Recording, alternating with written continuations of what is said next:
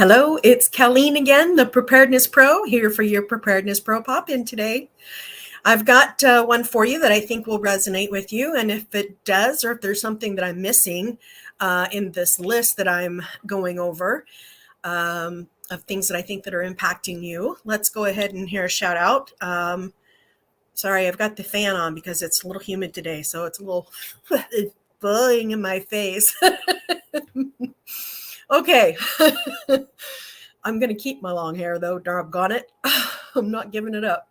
Okay. So what I'm going to cover today is specifically how not to be overwhelmed in your food storage. Now, if you know me, you know that those two words, food storage, make me hesitate. I don't like using those two words. I only use those words so that people can find it on the internet, because food preparedness and pantry preparedness has not quite caught on mainstream.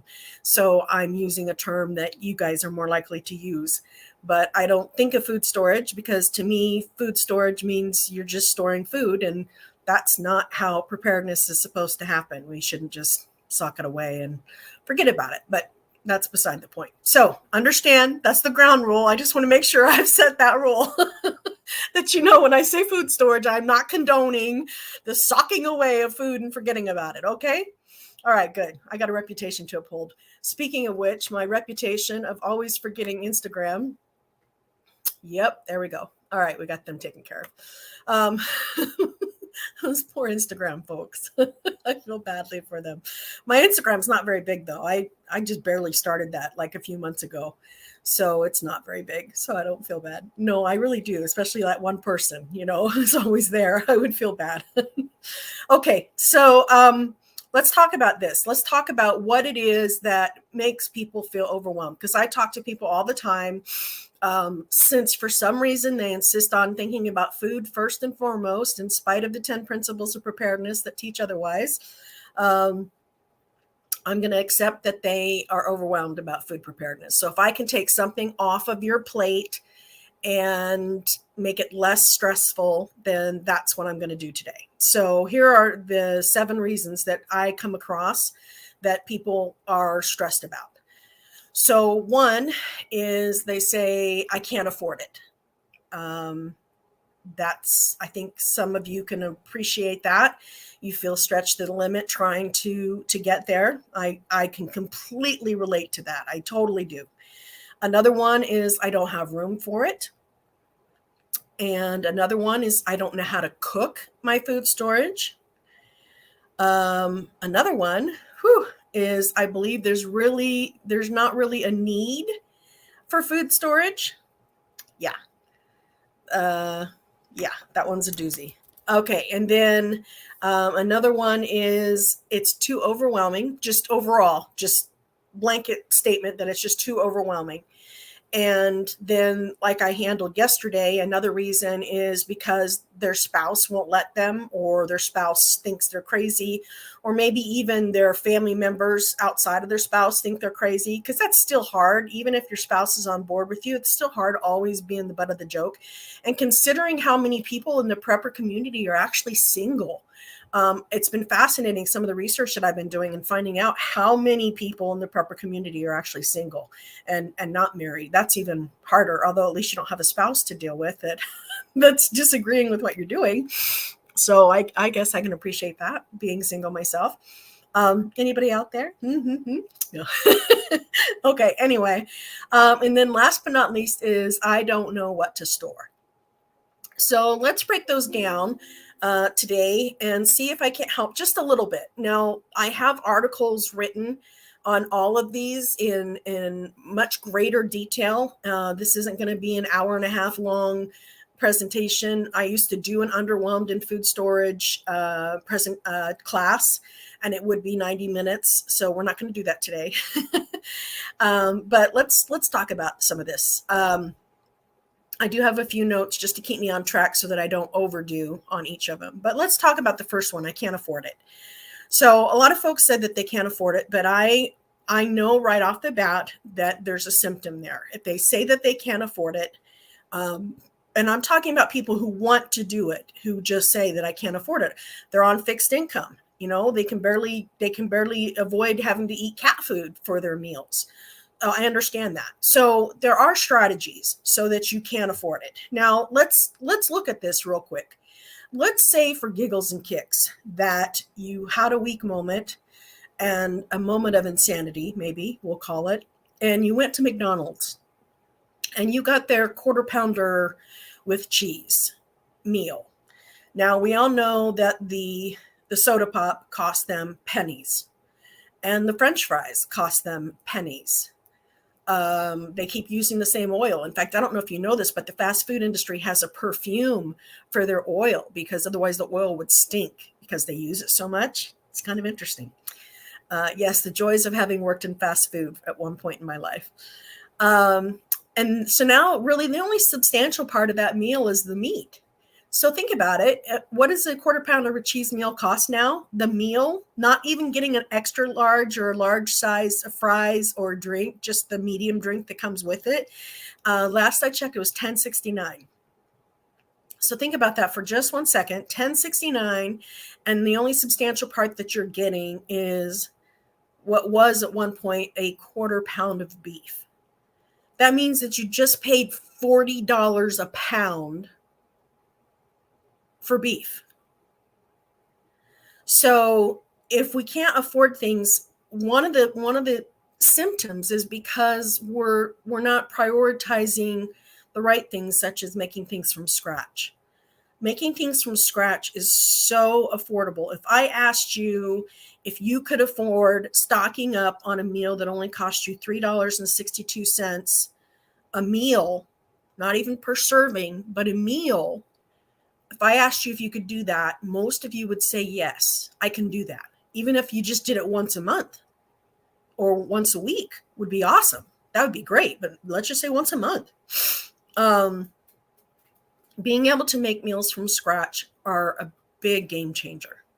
And that's one of the reasons why I felt compelled after 15 years of putting it off. I couldn't ignore it. And I've told you guys before that it was a spiritual thing for me. I just knew I had to write Neanderthals in the Kitchen and then this cookbook that's coming out next month, is because I wanted people to be able to get back and get prepared in the kitchen so that they could fight back against these inflationary prices. They're just astronomical. But if you don't buy pre-shredded cheese, you've saved yourself at least 40% of the cost of that cheese. 40%. I just saved you 40% on your cheese right there, just with that statement. If you actually will grate it yourself, then you've saved. Now let's talk about another way of savings. And it's not as rock and roll as it used to, but it still is viable. And that is with coupons. Coupons still exist out there. They're still in the Sunday paper. They're digital now more than ever. And every store typically has their own app with coupons on them. And you can do a lot of good with coupons. And most people just aren't disciplined to live that lifestyle. One of the, I want to remember, where was it? Crazy Coupon Lady. Crazy with a K is one of the sources that I go to. I haven't been to this one source in a while, and I just want to look it up. It's in my notes somewhere out there. The savvyshopperdeals.com. So savvy, SAVVY, shopper deals with an S.com. Twice a week, she'll give you a gauge of what's a good sale, a great sale, or a kick butt sale on her website. And you can go there. So those two resources right there will save you a lot of money on your preparedness supplies, not just your food, but first aid supplies, hygiene. I've saved a small fortune.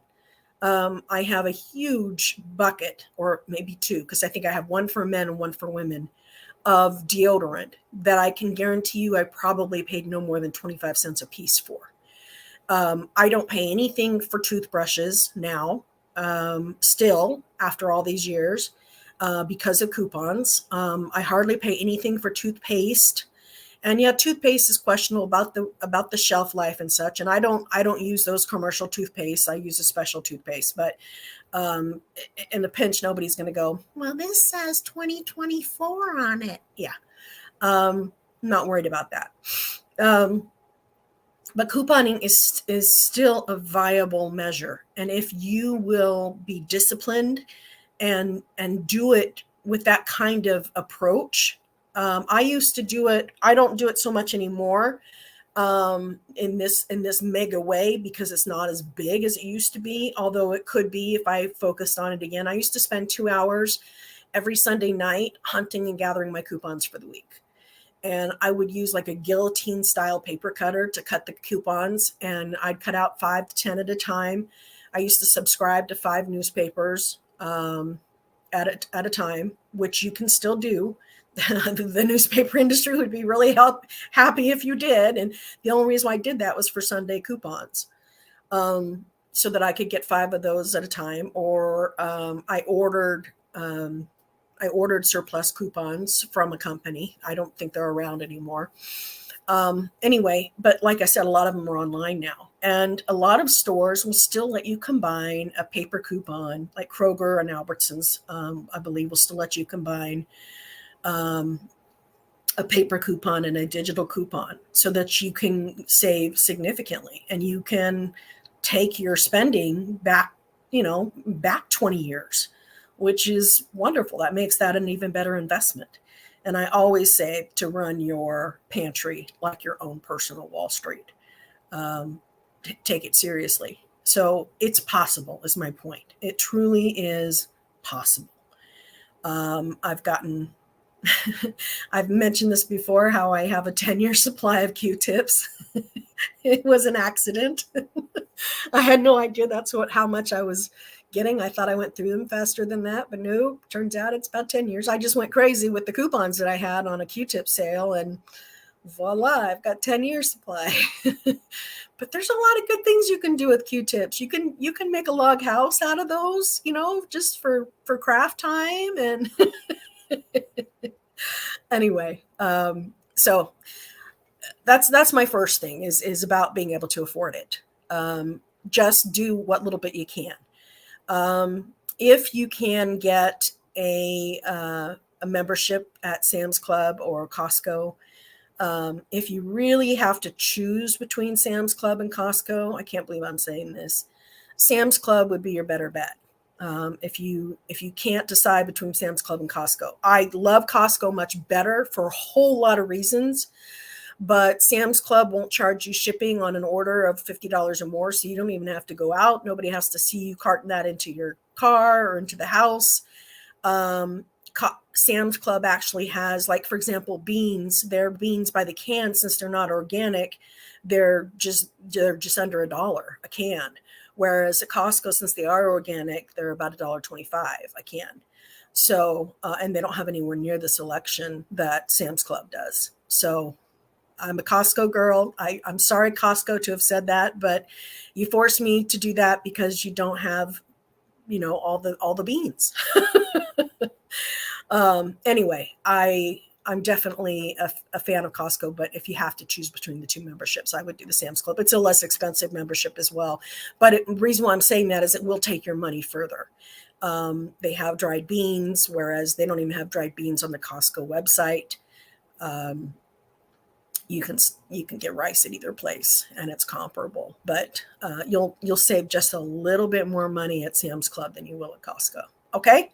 All right, so we've taken care, or at least we've addressed.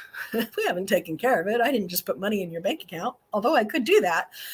We talk about self-employment and how I can get you successful that way too, but that's another topic for another day. Okay, so let's go to the next one. I don't have room for it. That's an understandable. Now, understand, I have had clients that have told me that they didn't have room for preparedness supplies, and yet they have this ginormous house, and there are places for it, not even in what I would consider to be obvious places for it, but even in your small places, like I would suggest to a studio apartment owner, there's still plenty of room. It just requires creativity. You want to build up instead of out. You want to make use of that V-line backing on your sofa and put things behind there. But the biggest thing is that I tell people is that you can fit a year's supply of food for one person in the footprint of a twin size bed.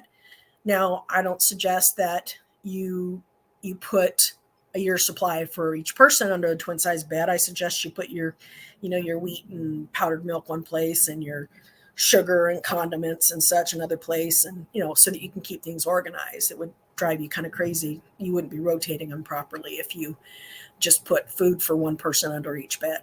And I know that other things go under the bed. I get it. They shouldn't be going under the bed. Chances are, if they go under the bed, chances are there's something you don't want to deal with, and you haven't seen it for ages, and you probably don't need it anymore. I'm channeling my inner Michelle with that comment, but anyway. So not to have room for it. There's always room with some priorities and with a little creativity. It really is about priorities, and I'm not trying to bash on anyone, say, well, you just don't have the priorities then. I just, let me help you with a little bit of creativity. We can talk and I can help you with some creativity. Just don't let anybody bash your decision for stocking up on it. That's the most important thing. And you stand on your own 2 feet that you're going to do that, and then get it. Usually it's just a matter of getting more than you normally do at the grocery store. Also something else that comes up, and I'm sorry, maybe it has come up already, but something else that comes up is that when they talk about how they can't afford it, they're like, well, the things that I want are never on sale. And that's simply not true. At the very least, the things that you get, you can always write a letter and literally ask for a coupon. Literally. Just say, hey, I love your product. I always get it.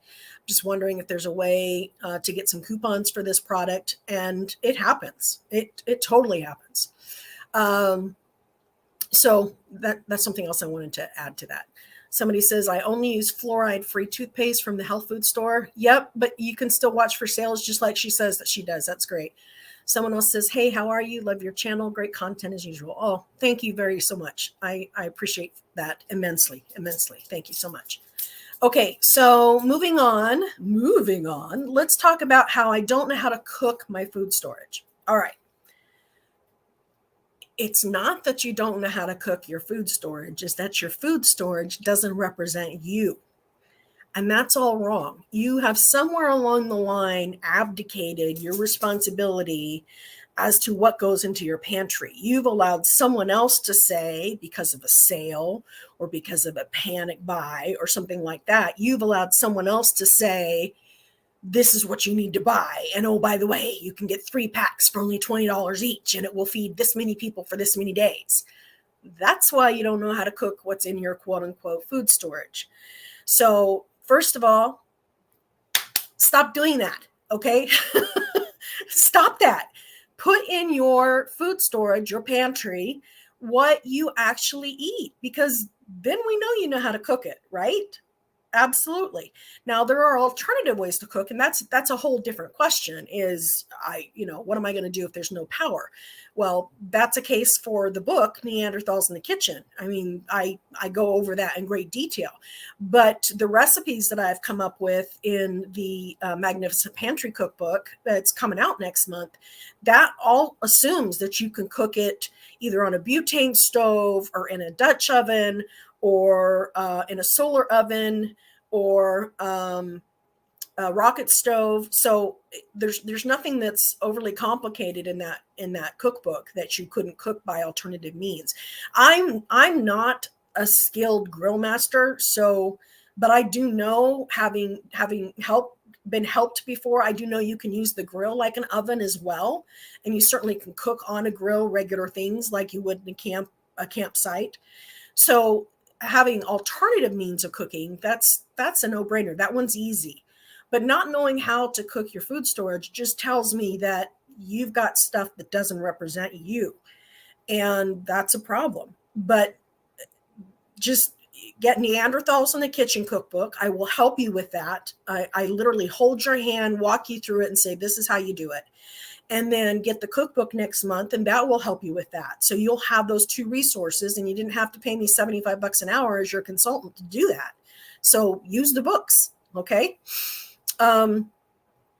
Next, I believe there's not really a need for food storage. Okay, let's, you believe the way you believe. That's fine.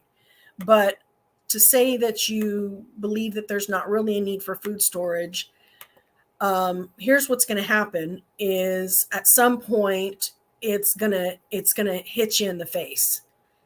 I had what I want to say. I had an episode, a pop-in episode the other day, and it was saying how there was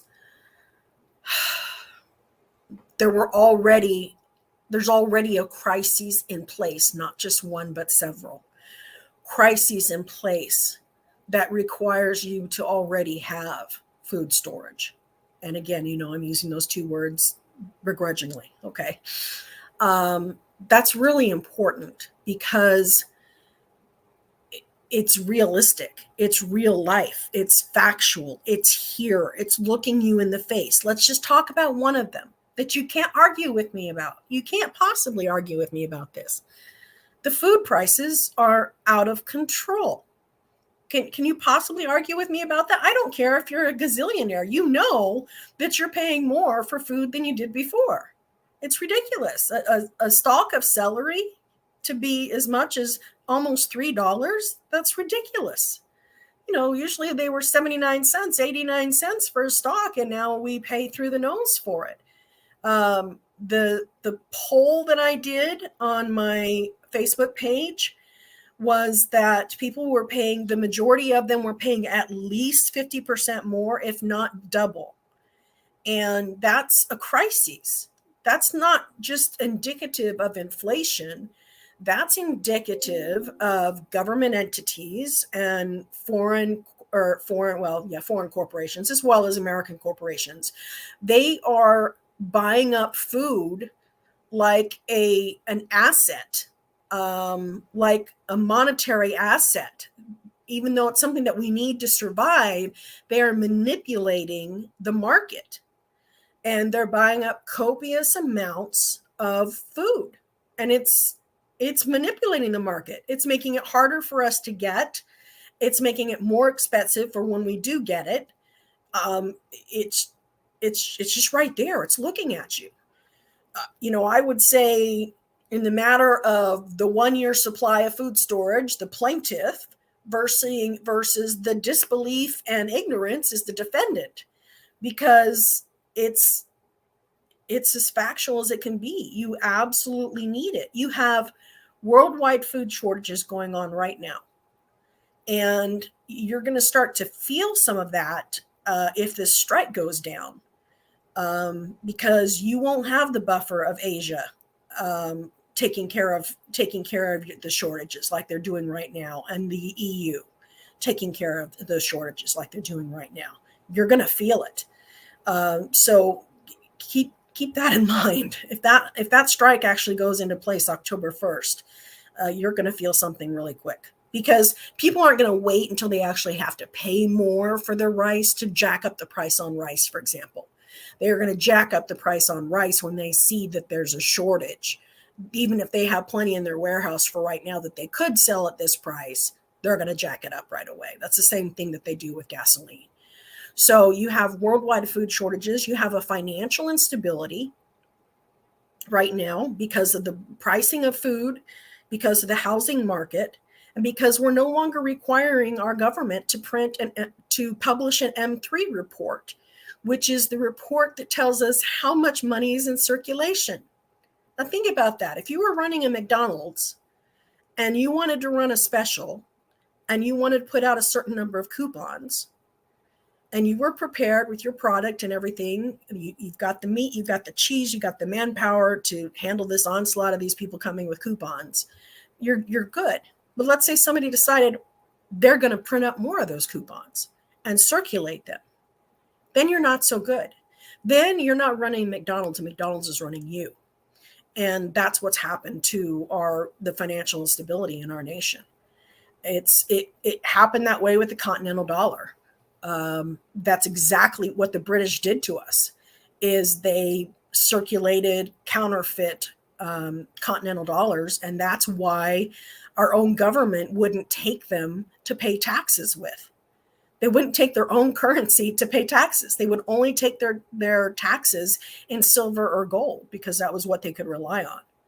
So right now, the value of the currency all over the world has been drastically reduced due to financial meltdown within our nation. We keep printing money to fund stuff and without abiding by any of the consequences as to the actual value of that money. The Federal Reserve, they no longer do that M3 report. That used to be an accountability that they had with the nation, and now they're no longer accountable. Just one more way that they're no longer accountable. Anyway, plus we have vulnerabilities. We're in a just-in-time food system, and this strike will show that. But think about it for a second. You don't feel vulnerable when one major earthquake along I-80 or I-70 or I-40 or I-20, which that's your Madrid area, that would noticeably cripple our food and medical supplies. I wrote an article 15 years ago and talked about how quarantine could cripple access to emergency services, and depending on how long it ran, it could even hit our access to running water and sewage and electricity services. Thank goodness COVID didn't do that. It wasn't that drastic, but it still impacted our services, emergency services, our medical services, access to everyday things that we were used to having. So if you think that there's no need for food preparedness, I'm just going to call you an Anderson Cooper. Have I told you the Anderson Cooper story? Anderson Cooper, when he interviewed a bunch of us from Doomsday Preppers, he revealed that he doesn't prepare at all. He doesn't prep in any way, shape, or form. And yet Anderson Cooper has been in turmoil areas all throughout the world. He's seen the turmoil. He's seen live with his own eyes what can happen. And yet when he comes back to his New York City apartment, he just thinks that it's somewhere else and that it'll never happen here. And he was talking on the interview. I don't know that this was actually on the TV show, but in the breaks, he was talking to the audience and to us about this, about how he doesn't even have any extra water. And yet when Hurricane Sandy hit shore, he was in a dither. He definitely got impacted, and yet he still did not make any changes. So I can't help you there. The facts are there. That's all there is to it. The facts are there. Okay. The other thing is just too overwhelming.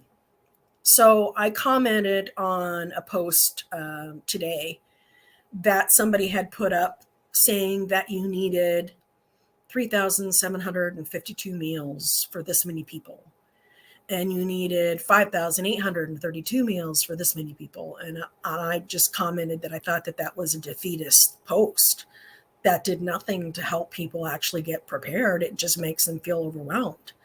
And that's a key component of them feeling overwhelmed is when they're looking at this ginormous, well, that means I need 7,000 cans of food. Don't look at it that way.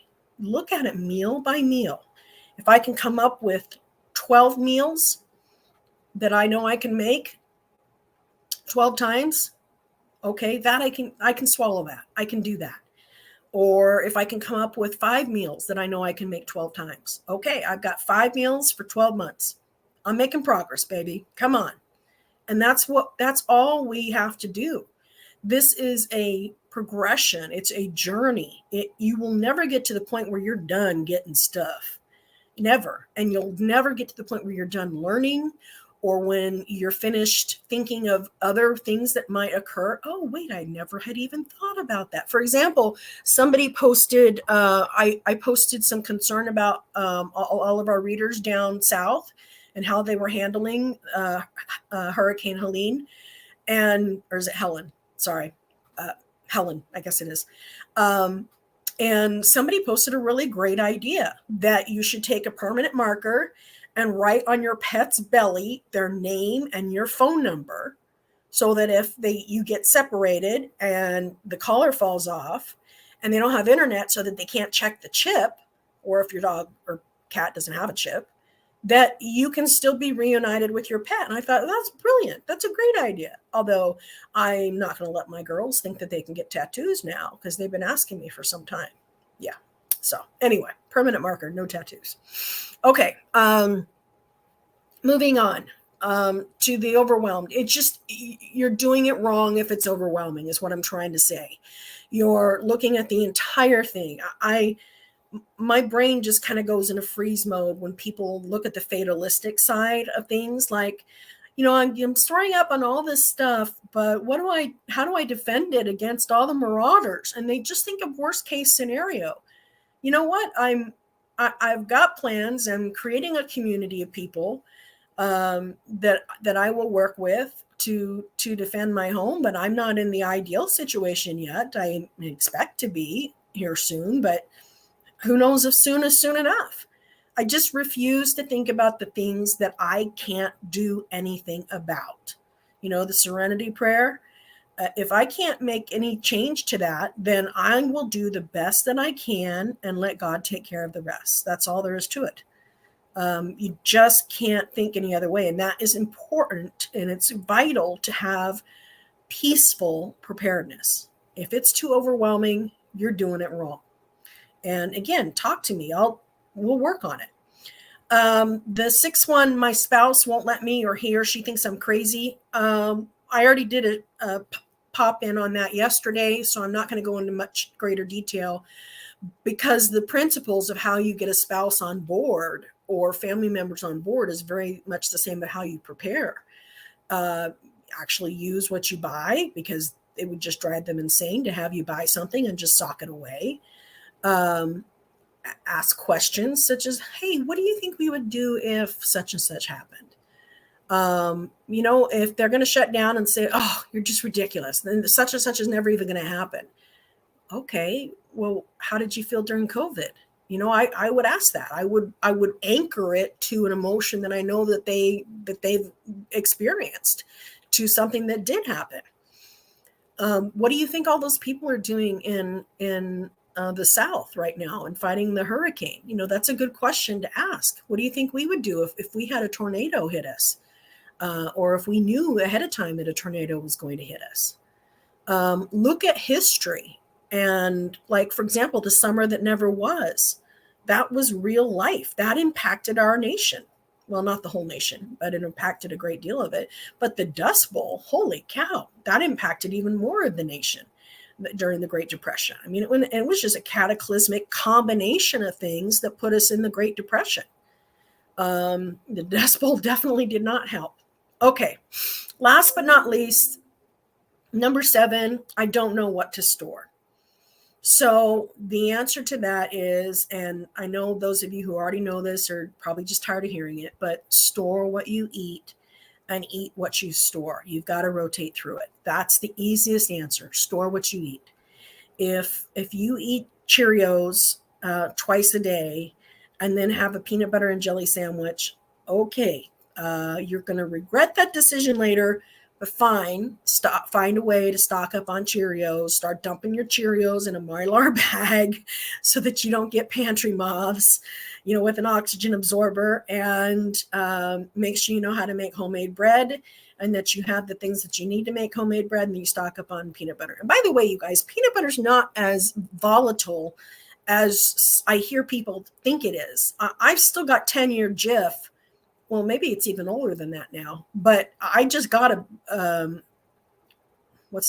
jar of it out of my stash, and it was still fine. You just have to get the crappier peanut butter. You can't get the all natural peanut butter. It doesn't have any preservatives in it, whereas the Jif or the Skippy does. And for that matter, I would get it without the peanuts, because the peanuts have more oils in them. So that's just one more way that it could go bad sooner rather than later. So do smooth instead of crunchy. That's my 2 cents. But anyway, you don't know what to store. Here's what I don't want you to do if you want some peace. I don't want you to go on these preparedness groups and look and see what everybody else is storing and go, okay, that must be what I need to store. Take an accounting of what you and your family eat. That's what you need to store. Don't let anybody else's decision sway you. If something seems like a good idea, great, add it in there, but only if you think you're going to apply it. Like, I've got all these recipes. Just because I have a recipe doesn't mean that's what you want to stock up on to prepare. I always tell people in the cookbook, make sure you prepare this first, just with fresh ingredients. See if you like it. See if it's even worth you going to the effort of making shelf stable. And if it is, then great. But let's make sure you like it first, for crying out loud. So that's that's my 2 cents on how to not be so overwhelmed in food storage. Choke, choke. And just to make things much easier for you. It's a peaceful pantry. It's not supposed to be a panic pantry. So good luck with that. And I mean that in all sincerity. And by all means, ask me questions. My messenger works just fine and dandy. And you can always make comments here too. And I love hearing from you guys and what you do as well. That's wonderful. I shared something today real quick, by the way, that you may want to go check out of what I do when I have chicken parts or a whole chicken that I am cooking. I wrap it up in a cheesecloth and then put it in the boiling water or with all the vegetables and everything. And then when I'm done, I take it out of the pot with the tongs and I put it on a cookie sheet and then I debone it that way.